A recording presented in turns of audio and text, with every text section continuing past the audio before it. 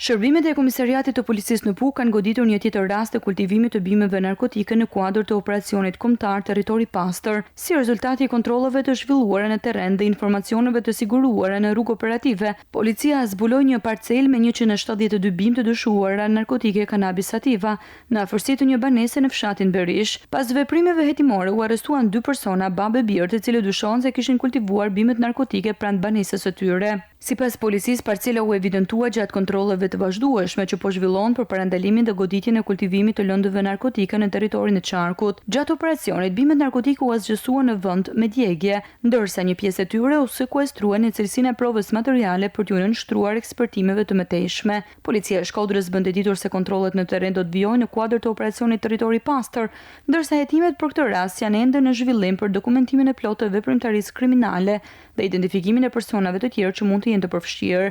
Materialet procedurale janë referuar prokurorisë pranë gjykatës së shkallës së parë të jurisdiksionit të përgjithshëm në Shkodër, e cila po ndjek veprimet e mëtejshme hetimore.